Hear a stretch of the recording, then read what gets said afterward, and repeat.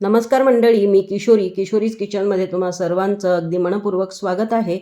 रेस्टॉरंटपेक्षाही उत्तम चवीची अशी आज काजू मटर मसालाची रेसिपी मी घेऊन आलेली आहे आणि ही रेसिपी मी कुकरमध्येच तयार करणार आहे. त्यामुळे एकदम झटपट तयार होते.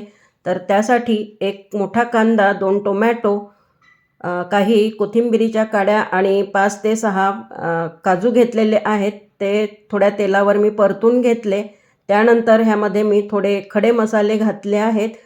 सर्व मिश्रण छान असं परतून घ्यायचं आहे. 2 ते 3 चम्मच त्यामध्ये मी पाणी घातलं आहे. इथे एक स्टँड ठेवून त्यावर मी थोडे हिरवे वाटाणे आणि 10 ते 12 काजूसुद्धा मी वाफवून घेतलेले आहेत. तर आपलं जे काम होतं ते अगदी सोपं झालं आहे. ह्यातले आता मी तेजपान काढून घेतलं आहे आणि जी मोठी वेलची होती तर तीसुद्धा सोलून घेतली आहे. आणि हे जे मिश्रण आहे ते थंड झाल्यानंतर मिक्सरच्या पॉटमध्ये घालून अगदी बारीक अशी पेस्ट तयार करून घ्यायची आहे. अशा पद्धतीचा हा काजू मटार मसाला तयार झालेला आहे.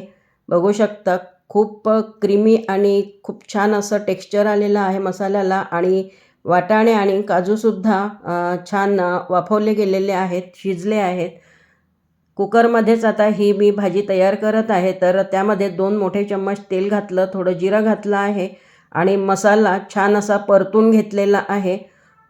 आले लसूण पेस्ट घातली आणि परतून घेतलं. अगदी तेल सुटेपर्यंत हा मसाला छान परतून घ्यायचा आहे. आता ह्यामध्ये मी चवीनुसार तिखट, मीठ, हळद, धणेजिरे पावडर आणि चवीला थोडी साखरसुद्धा घातली. सर्व मसाले छान असे परतून घ्यायचे आहेत. थोडी ग्रेव्ही करायची आहे तर त्यामुळे मी मिक्सरच्याच जारमध्ये थोडं पाणी घालून तेच पाणी आता ह्या कुकरमध्ये घातलं आणि वाफवून घेतलेले काजू आणि वाटाणेसुद्धा घालून घेतलेले आहेत. तर एकदम झटपट अशी ही भाजी तयार होते.